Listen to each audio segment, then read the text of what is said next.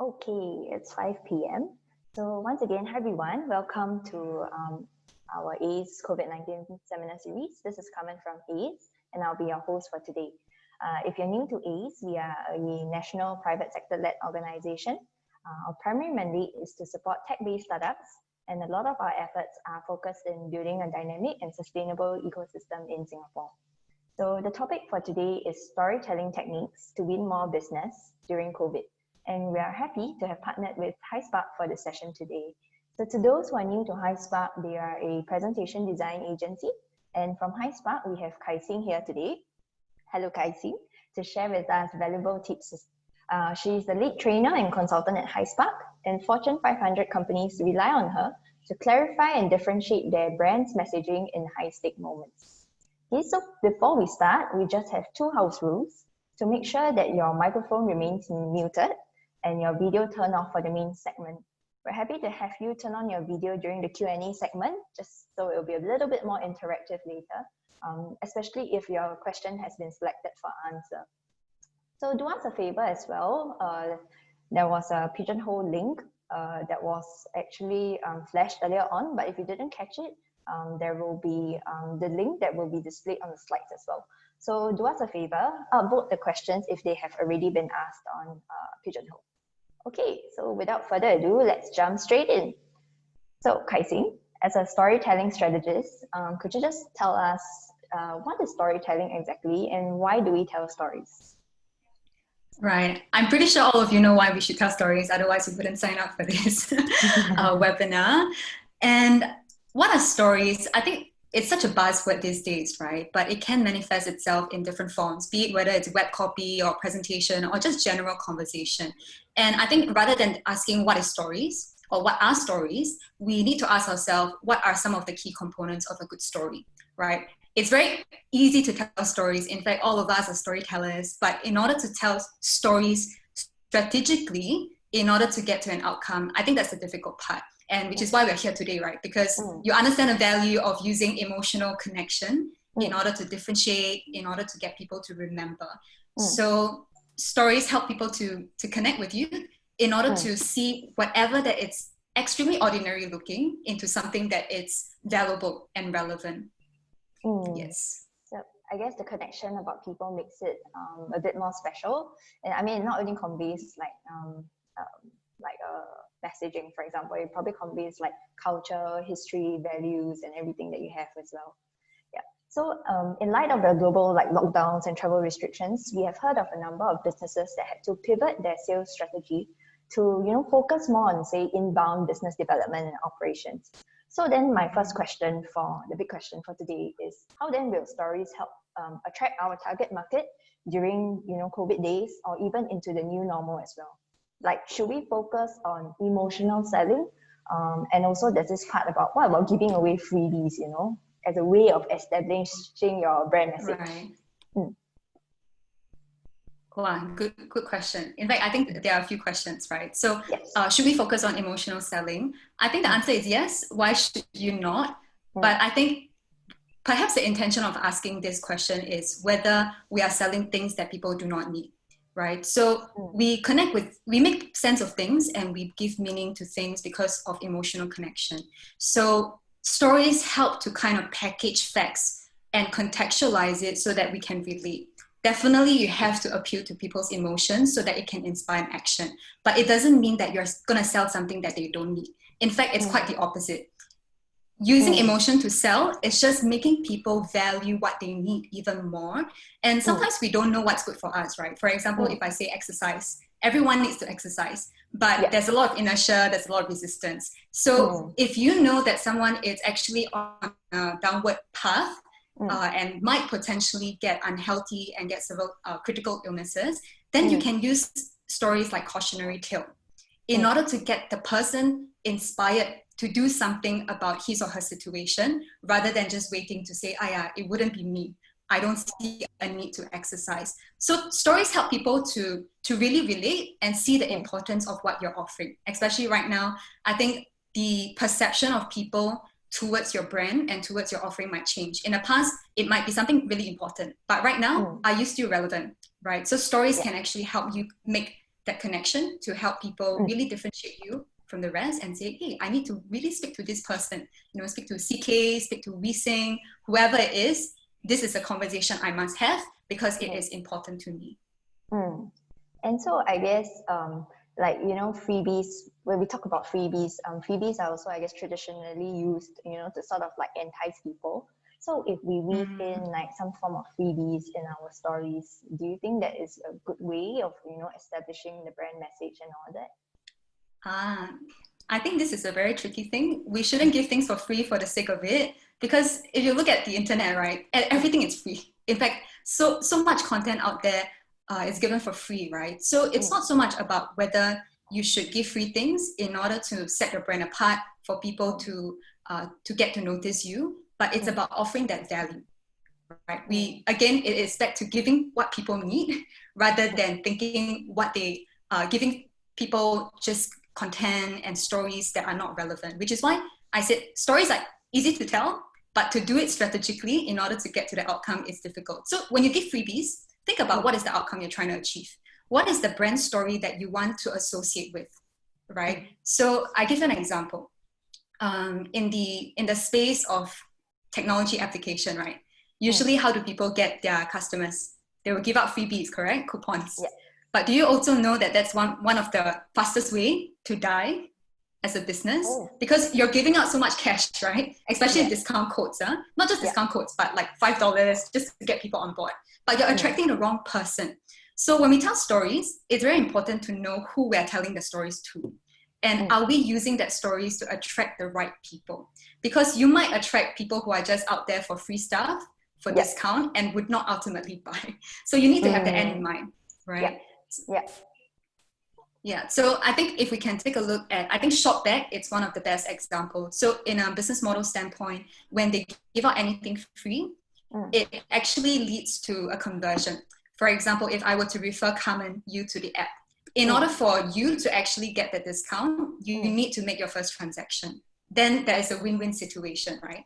Yeah. So think about how you can really milk that freebie and really tie back to your brand and who exactly are you trying to target rather than just doing for the sake of it. Yeah. So okay, interesting that you actually brought out the point about application, because actually I was about to move into application as the next part. So assuming that today I am a business owner and I guess we've got identified our target market and who we want to target, like the end goal in mind. But because of, I guess, the natural, the market sentiments now, it is a little more, it is quite negative, globally. A lot of companies are also operating on a more conservative budget now. And so they will also be a bit more risk adverse. So like even for projects that are seemingly okay, they say, okay, yeah, we will proceed with it. But they are more likely to scrutinize things before they actually give the go ahead. So in this case, when we have actually identified something and we're ready to work on it, how can we identify hidden objections and then subsequently overcome them? Right. I think before we move ahead, just so I can contextualize this, right? Because I believe everyone here belongs to a different industry. So if I can get those who are listening to type in the chat, which industry are you from? Then I think I can give a clearer answer, right? So if you can type in the chat, which industry are you from? Then it would work. So it can be in the food industry, travel, insurance. So if you're here with us, okay, banking and finance tech, port industry, retail, training. Wow, okay. Varied, right? Yeah. Powered industry, okay. So the reason why I ask about this is because in different industry, we would face very different challenges and objection. Yeah. And there is really no clear-cut way, just like stories. You cannot use the same story for two different set of audiences. Always contextualize and try to make it relevant. So in terms of identifying hidden objection, it's actually not rocket science. So the very first step is to put yourself in their shoes. It's completely fine for them to be skeptical, because if it's you, if you're the paying customer and you're about to part with maybe 5 or 6 figures, you want to make sure you are making the right decision, right? So don't fault your client for asking you too many questions, or don't fault them for actually having certain concerns, because they are just human beings, and we make the same decisions, going through the same thought process like them, right? So one surefire way in order to overcome hidden objections, or rather objections that are beyond the surface, is by asking why a couple of times. So for example, if they say maybe, let me think about it. You can ask them, what are your concerns, right? And then they can say, I'm not so sure whether this is right for me. Then give a sense of curiosity to say, oh, I'm curious to know why. Then ask why again. Then they might uncover to say, oh, maybe I don't have the budget, right? Or maybe it's just they are not so sure how your product, your solution would help them achieve certain result, or this is something that they should prioritize. So we can make assumption. Making assumptions is better than not making any assumption and just thinking what is good, then we put it into our story. So making assumption, it's one. And if you can validate an assumption by asking them directly, what is stopping them from making that decision, then you would know for sure whether you can address that concern or not. Because sometimes we realize that when people say no, we dismiss that immediately, just like, oh yeah, you know, unlucky us, right? But if we uncover, we realize that actually maybe they have misinterpreted our offering. Maybe in terms of timing, they feel that it's not right, but actually that is a misconception. And you have that opportunity to then use stories, use case study examples to then turn the situation around. And I'll give you an example. So last time, one of our clients, they're in the mobility industry, right? And they're pitching for $1 million project. So one of the downside and the reason for people to say no to them is because they are an Asian company. They're founded in Asia and they're pitching for a business in the US. So there is a fear that they cannot understand the cultural context. And it seems like being Asian is the wrong thing. Being an Asian company, it's a disadvantage. So what we did was we list down all the different objections why being an Asian company is bad. In the presentation itself, in the story, we break that misconception to say, indeed, our company understand the culture. In fact, working with us, it's so much better than working with American companies or companies in your local context. Because Asian, we are known for loyalty. We are known for being meticulous, detailed, and a lot of cultural values can actually translate into the customer experience, into the outcome that they want, right? That they desire. So it's about changing the situation around from something that seems quite pessimistic, ask questions, and then make it optimistic and align with their values, their belief. And that's what storytelling is about, generally. Yeah. And so then what do you think are some, I guess, essential components, like practically, that will really appeal to, you know, prospective clients? Right. There's a lot of science behind storytelling, and I can go on about the list of components, but generally, if you can, for this COVID situation especially, if you can answer these 3 R's, right? So please take your pen and paper and write it down. So the 3 R's, number 1, it's relevance. Is your offering right now relevant to your audience? And also, who are you pitching to, right? Because maybe in the past, before COVID, you might serve a wide spectrum of target audience.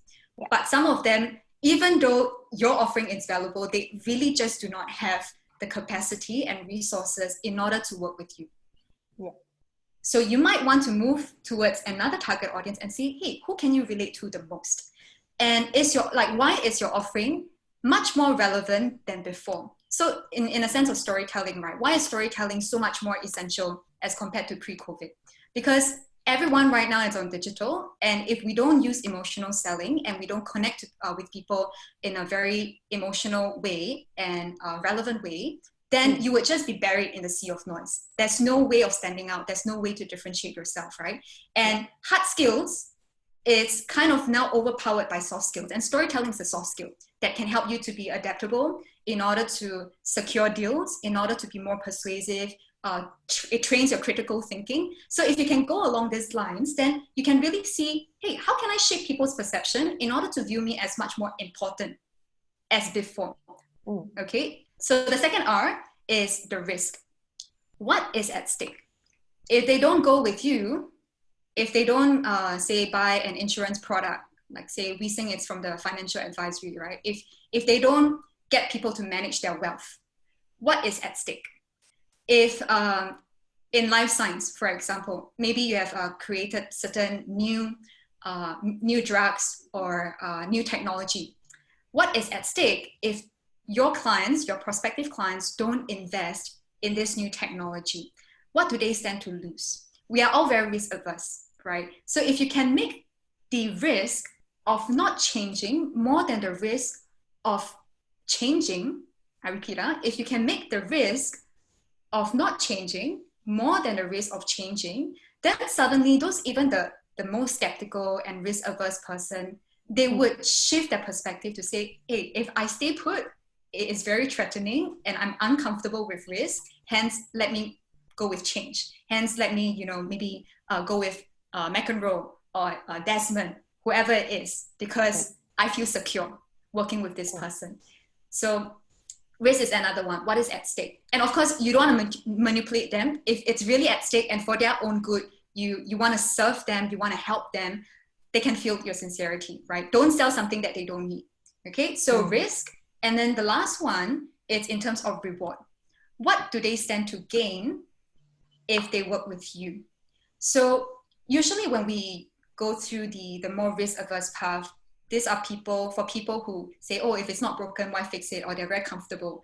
But for people who are more opportunistic and they have a higher risk tolerance, then you want to sell them the opportunity or the reward. What can they stand to gain if they work with you, right? So for example, if I were to work with you and invest $50,000 for a particular project, and I stand to gain $1 million, actually there's two spectrum in terms of risk and reward, right? If I don't spend this $50,000, I might, or I have the risk of not securing that $1 million deal. But if I spend that $50,000, I stand more chance in winning that million. Would it be silly if we actually don't hop on that opportunity and really lower our risk? You see, it's all perspective, right? So shaping perspective by making sure you're relevant, calling out the risk, and calling out the reward. Yeah. I mean, especially during this period, it's funny because, I mean, case in point, right? I was just thinking about how, not quite relevant to, I guess, business per se, but I was just thinking about remote working as a whole. I think pre-COVID days, we've always tried to, I guess, promote remote working of sorts, but I think COVID just disrupted everything, or even circuit breaker, right? Just forced everyone into this remote working setting. Whether you like it or not, everybody work from home. Otherwise, you close your business, right? Yeah. So I think it was those 3 points that you shared about relevance, risk, and reward, especially on the reward part as well.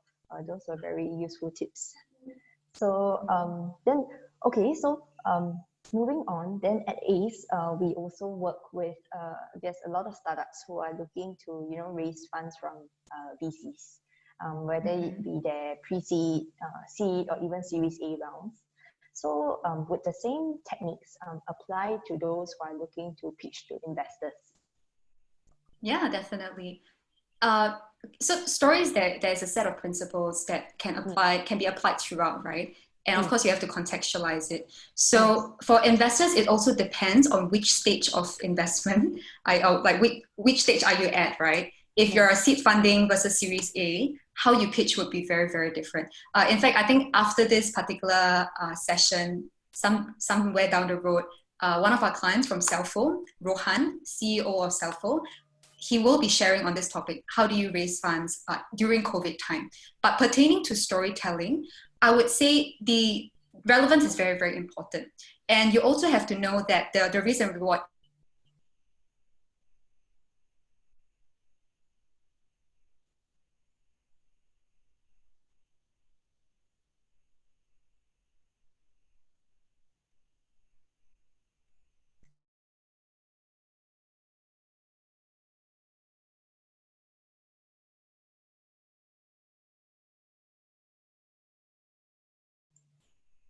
Sorry, just give us a minute here. I think there is a connection problem on Kai Sing's end. Just give us a sec while we try to get her back.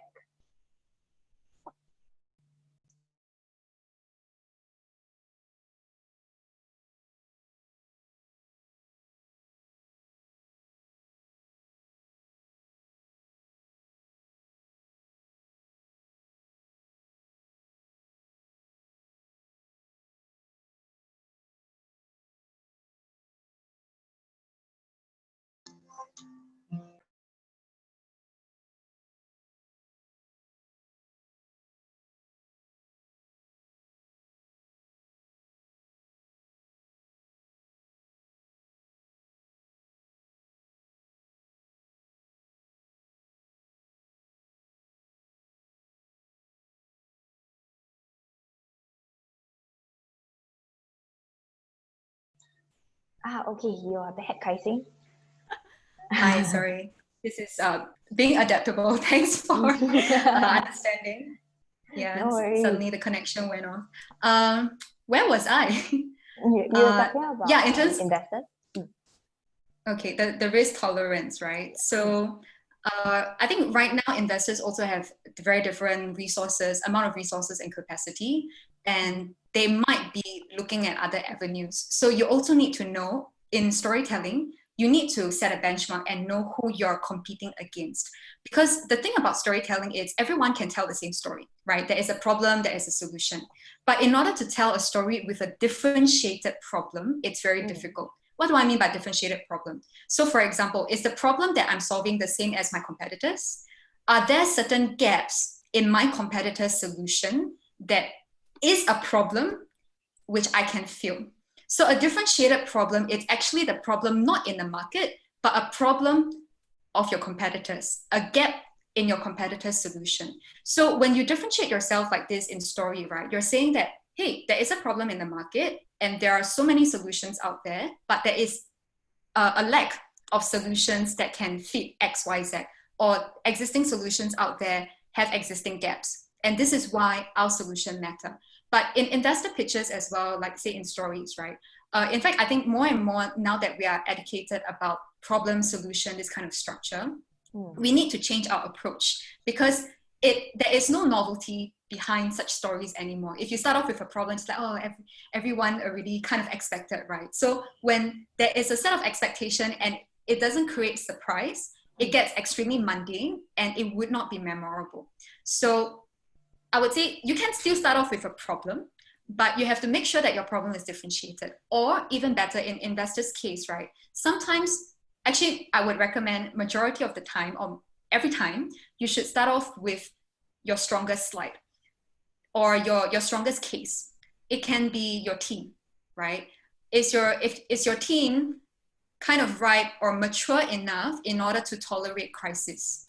Maybe you have gone through the last financial crisis, right? And then your company actually thrived, or your founders have sold X number of businesses for X amount of dollars. And then when you put it at first, it would hook the investors because there is credibility and you're proven, you have a proven track record of success.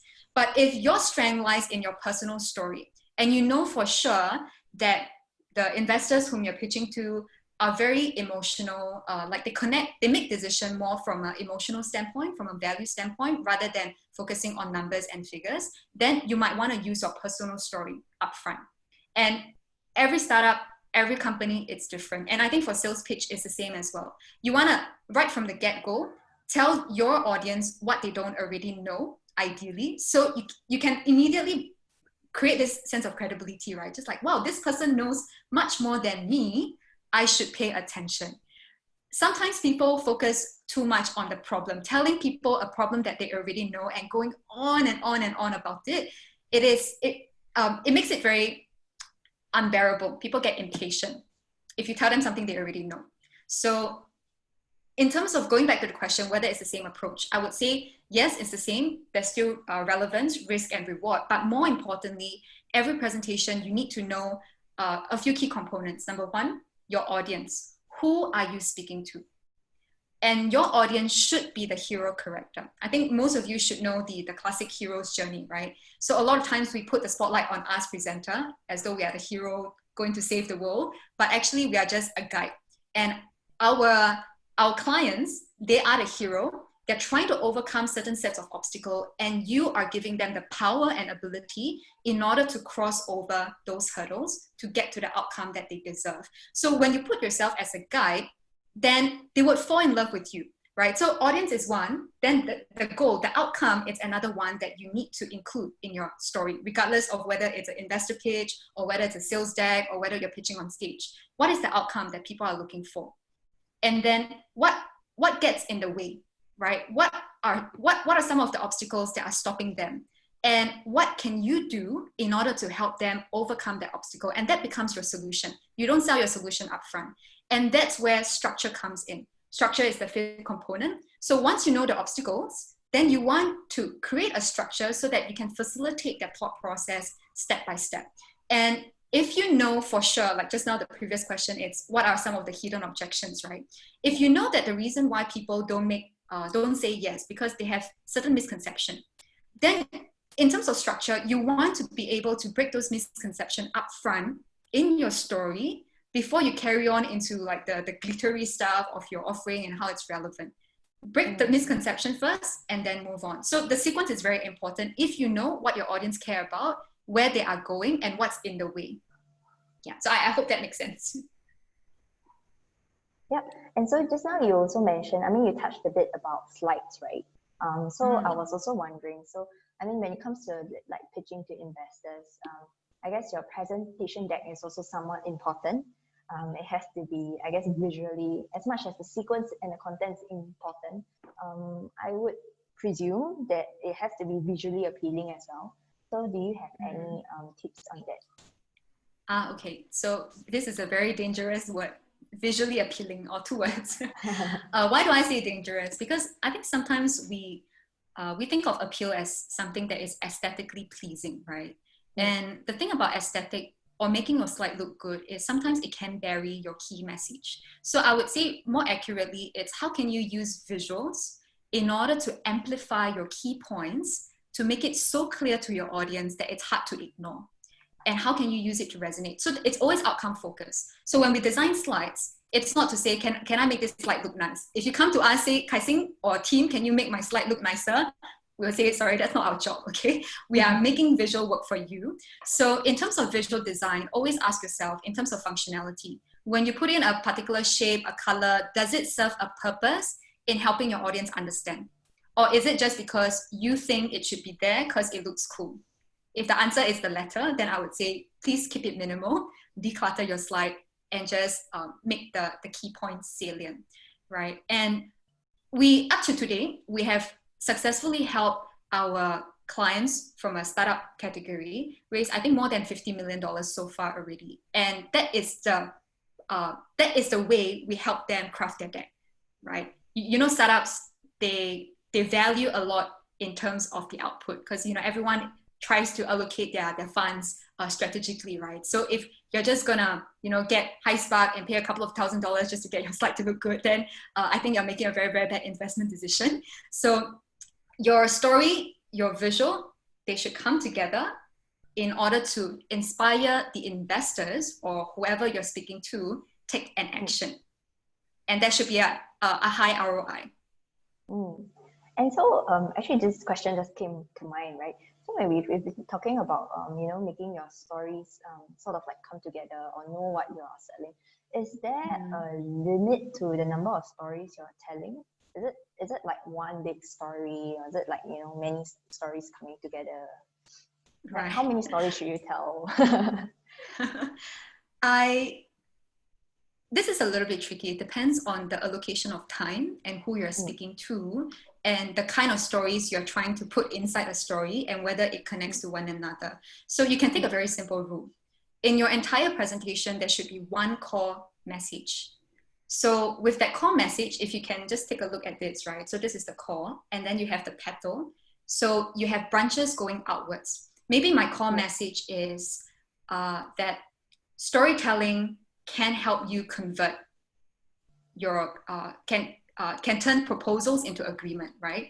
So this recently was one of what our clients say, converting proposals into agreement using stories. How can we do so?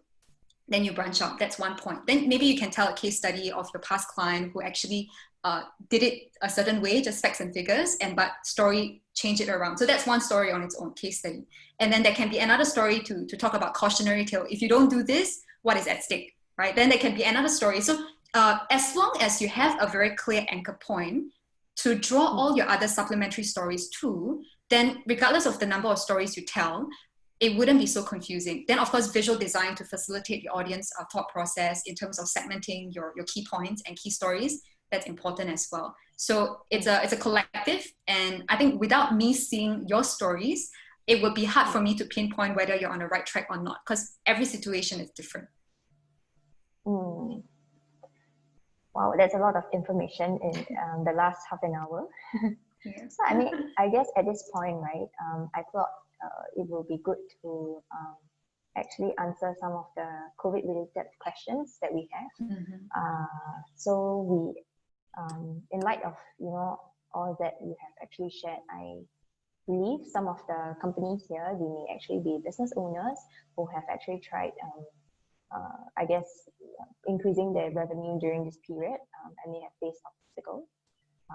So can I ask, if you are in the audience today, you can either submit your questions to the Pigeonhole link that's shown on the screen now, or you can actually turn on your video, introduce yourself briefly, your name and which company you are in, and I guess share with us some of the obstacles that you have faced and would like to seek some advice. Yeah, or you can even type it in the chat, the group chat. So free consult, huh?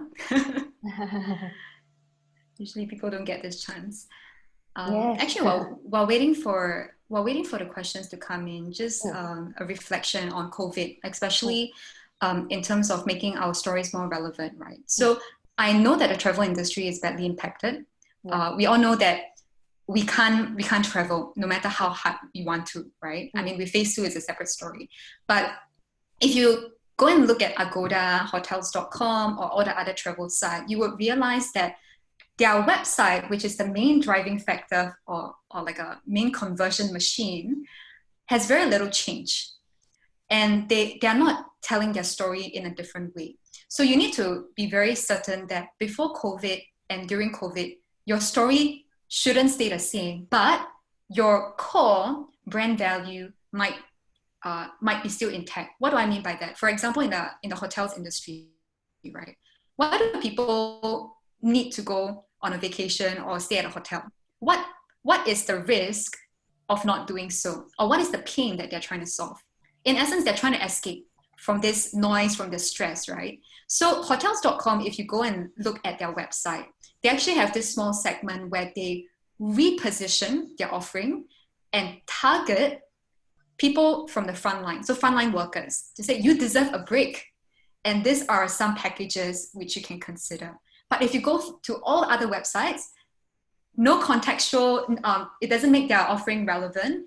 There's no reward that it's relatable as well. So when we talk about changing our story narrative in COVID situation, it's not to say we should pivot our offering or pivot our business approach completely, but it's to know what is your core purpose of existing.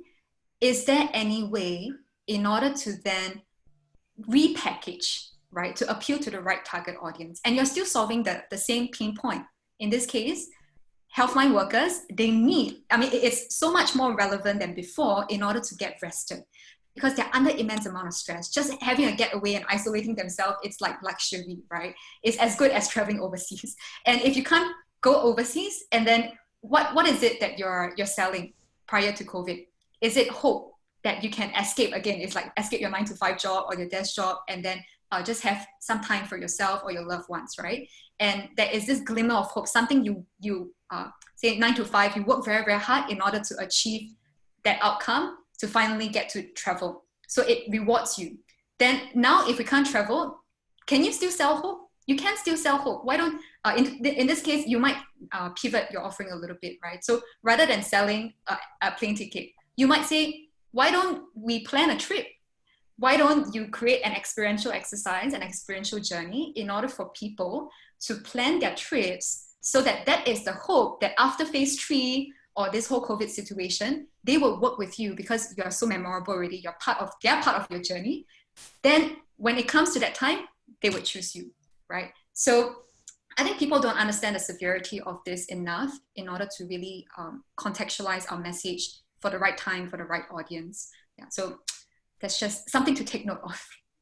And I see a new question that came in. So which question should I answer first? Carmen, I guess, should I take your lead? Yeah, actually, it's up to you. But I guess since we've been talking about on and on about storytelling, like, selling techniques, there's this question that I see.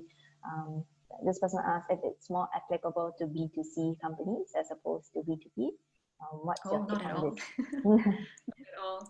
In fact, our clients are all B2B clients, just so you guys know. So clients like MasterCard, like DBS, like even banks, right? Actually, that's, sorry, okay, MasterCard, if you don't know, they have actually a B2B line and a B2C. So for example, a lot of the payment gateways, they're trying to sell businesses and merchant solutions, right? So if you just show a bunch of facts to say, oh, consumer trends, more people are actually shopping online, this and that, and give that to merchants, they would likely not buy it because it's like, you know, I have to pay more just to engage you, and I would rather, some of them even rather use cash, right?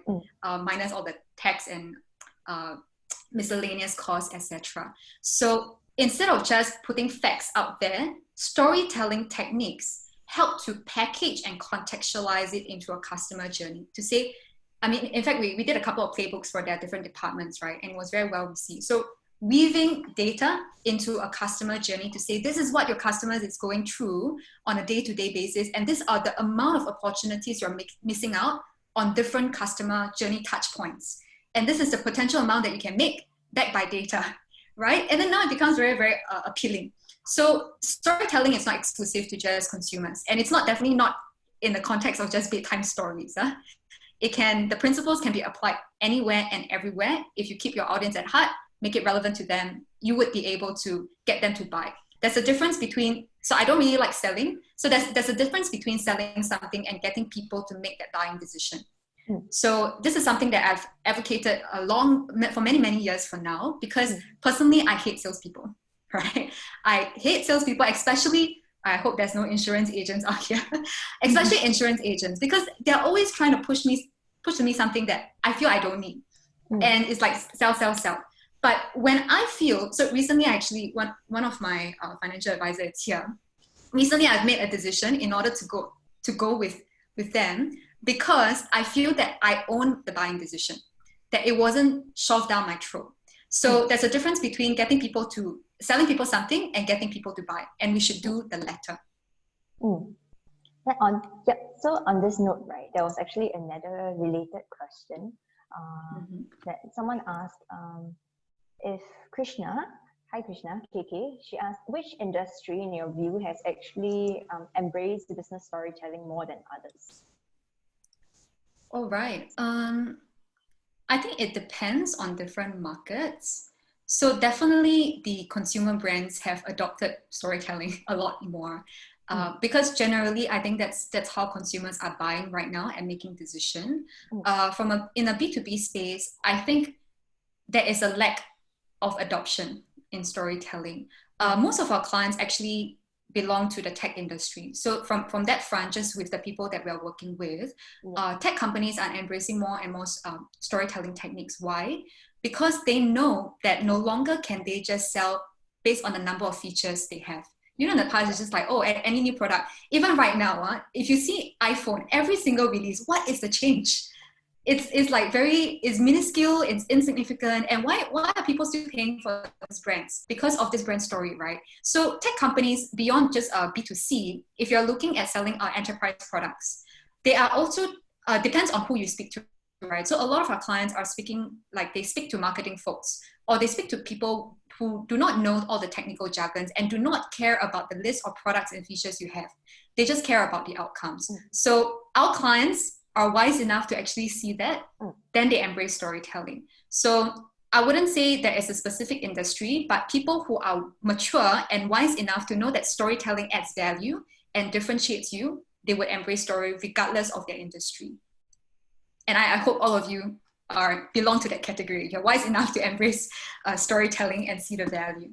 Yeah, otherwise you won't be here, right?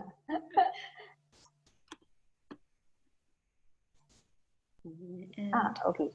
So before we go on to the next question, I just wanted to just say that because of in view of time, we may not be able to address all the questions here, but this link will actually be available right until, I guess, the end of the week. And so if we are unable to answer your questions here, we will take them offline and we will actually reply your answer, give you a very short reply. So check back if your question hasn't been answered today. Yeah. So maybe Kai-Sing, do you want to choose the next question? Sure. Hang on. So just before I forget, because I know a lot of, there's a lot of you here, and if you need further assistance and really need your questions answered, I think the most important part is for you to apply your story in your business to get outcomes. So if you'd like to, we're actually offering a free consult. If you want to get results, call us. Then we can audit your presentation or your story and see what gaps. We'll give you actionable advice. In terms of picking, so that the link is in the chat. In terms of picking the other question, hang on. If it's a tender for all companies, everyone will have a chance to present. Is there any way to make your tender bid more attractive? Yes, I think especially right now, we have to pitch virtually. So when it comes to design, just now there was a question on design, right? Design being functional. In this case, you might perhaps send that slide document to the stakeholders even before your virtual presentation so that they can look through that and then have some discussion pointers. So in terms of making your tender bit more attractive, not attractive in terms of look, but in terms of story, right? There are a few components, like I mentioned, that the 3 R's, relevance, risk, and reward, and also definitely differentiation. So I talk about differentiated problem. Are you solving a problem that other people cannot solve? And then finally, like whatever we have covered just now, right? Uncovering hidden objections. So if you know for sure, like if you can just put yourself in their shoes and be the most cynical and skeptical person on earth and just shoot your ideas down and shoot your proposal down, what loopholes can you find? And you would realize that actually, maybe even the original idea, which you think is great, is no longer great anymore. So presentation or stories, it's just a vehicle for you to communicate your message. But what is the most important is still the strategy and substantial value. That's why the clients we work with, usually they have a great idea. They're just very, very frustrated that they can't package it to appeal to their target audiences. So from this standpoint, there is a case study. Okay, so there are a couple of questions you can ask. Number one, what are some of the potential objections? Who are your competitors? How are you so different? And what is at stake, right? When we asked all this set of questions in the past with one of our clients, especially clients with very ubiquitous offering, they are pitching against competitors who are offering the same exact thing, then it becomes really tricky. And at first they engage us to say, hey, can you spruce out our deck? That's how we want to differentiate ourselves, right? And then we start the whole interview process. We interview even up to the CEO, the proposal team, the sales team. And we got actually to meet this one guy who used to be from the client side of the table. We said, we have to speak to this person. And we asked the person, in the past, how do you choose the right vendor to go with? And then, you know what he said? It was so shocking. He said, to be honest, I've been in this industry for more than 2 decades, right?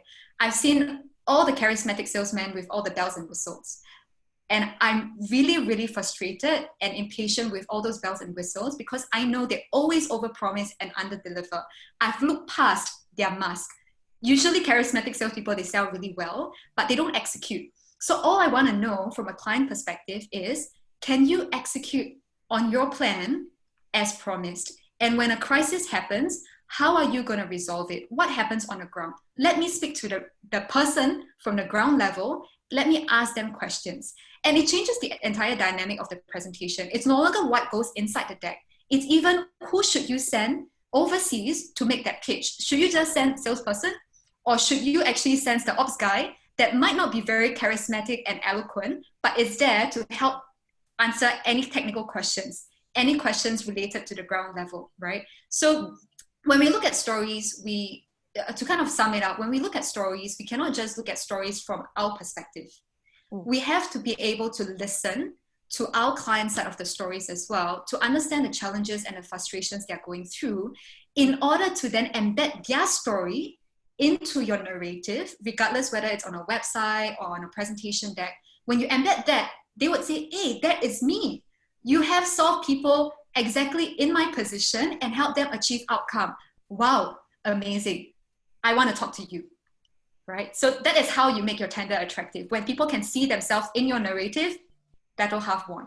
Then the next is just all the more detailed stuff, pricing and then protocols, policies, etc. But once you get past that stage, it will be so much easier. So I hope that answers your question, Anonymous. All right. Cool. So I think I've covered a lot of grounds, and to be honest, I think within 45 minutes, it's very, very difficult for us to really nail down exactly in your business what do you need. So, as mentioned again, we are offering a helpline over here in the chat if you need, and especially if your business, if you have a very high stake moment, right? Say you're pitching for a 5 to 6 figure kind of fund, then we really want to help you, especially if you believe that your idea is great, but you're just extremely frustrated to get people to understand you and to be relatable. Then let us help. We love helping people with who are providing great value. And no commitment. So this is absolutely free. We would not give you something you don't need. We get you to make the buying decision, okay? Can I just say grab it, because it doesn't come very often. So if you are here today, you're very lucky. On this note, right, actually, so I think we will not be able to answer all the questions, but I thought we would just take one last question. So the question on about key skills. So I think it was interesting to note that apart from, I guess, questions on, how can we use and apply storytelling techniques in businesses, I guess there's also this group of people who are looking to go into storytelling as a profession. And so in your opinion, what are some of the key skills that story strategists should be equipped with? How can we build or, refine some of the skills? Wow, this is it's a long list, but I would say I'm happy to, like to receive this question. Right. I'm happy to receive this question because I think this person recognizes that it's something that you have to develop. It's a skill, not a knowledge, right? So the top few ones would be number 1, critical thinking and having a high level of empathy. Number 2, in order to put yourself in the audience perspective. And then number 3, just having that sense of awareness. What do I mean by that? So in order for us to be extremely persuasive, right? I don't believe it's about reading books and understanding all these techniques. In fact, you already have the know-how if you're more conscious of how you make decisions. If you want to learn how to persuade other people, first understand how you yourself as an individual is being persuaded on a day-to-day basis. How do you make decisions? What to wear, what to eat? Every single time you draw, before you arrive at a conclusion, you will go through this thought process. Yes, no. And this is the very same thought process that your audience might have as well before arriving at a conclusion of whether they should go with you or they should say no or walk away, right? So when you have that level of consciousness, you can start drawing learning from every single moment in your life. And from a very neurological standpoint, the more dots we can connect with our experience, with our knowledge, the more memorable it would be. Then you can truly transform your learning into a skill and skill into outcome. So this is something that we often embed in our training programs as well, right? So in terms of building a skill, actually, since you pointed it out, just a very radical thought. If you like to build this skill, I would say tell stories every day by being more conscious of the stories around you. You can actually add me on LinkedIn. I'll put down the link later on. And maybe we can start on the 15-day challenge, 15-day story challenge, right? Instruction would be, let me think. Okay, so imagine, so every day on LinkedIn, you would post either a business story that you're inspired by, and then you'll break down what are some of the key story learning points you have learned in terms of storytelling technique. Every single day, if you do that, it actually trains you to be more conscious, more aware. It trains your critical thinking, and it helps you to empathize. So the 3 points that I've mentioned. So 15-day challenge, add me on LinkedIn. What is my LinkedIn handle? I can't even remember. Kopi. Yeah. Okay. So, yeah. And please tag me so I know you're on the challenge, that I can also maybe start. As long as you see this face, you are correct. Yeah. All right. Yeah. And yeah, so I guess with that, we have come to the end of our Kopi chat for today. Thank you, Kai Sing. I hope the session has been helpful to the rest of you here who has been listening to us, as it was for me, definitely. I'm no expert, and I think I've also learned a couple of techniques myself to actually apply in my work. So it's quite interesting. Yeah, so we understand that it may be difficult to absorb everything in one single session. But yeah, we certainly hope you remember some of the key points, like, your 3 R's, your relevance, your risk, and also, yeah, slipped my mind the last one.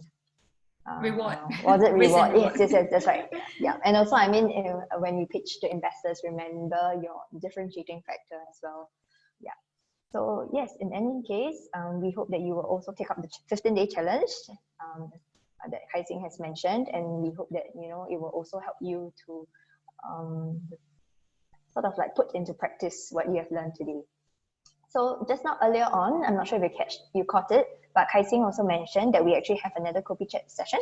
So that's part 2 of our Kopi Chat series with the founder, Rohan, who will actually share some tips, on raising funds amidst COVID period, right?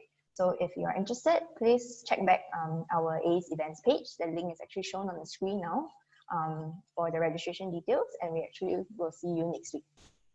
Okay. Yeah, I highly recommend if you're trying to raise funds, please, because this Rohan, it's like you're hearing from the horse's mouth, right? He has successfully raised funds, and he's in the education technology space. So if you resonate with that, you want to get some insights, especially COVID situation, very hard to raise funds right these days. You get insights from Rohan. Yeah. Yeah. We think says great sharing. It was short and crispy. I guess it was quite targeted, so that's good. So with that, we will end today's Kopi Chat session with Kai Xing. We certainly hope you will tune in for the next one. Awesome. Thank you so much, Carmen, for thank hosting. You. Thanks, everyone. All the best. Go and win some deals. Close sales. All right.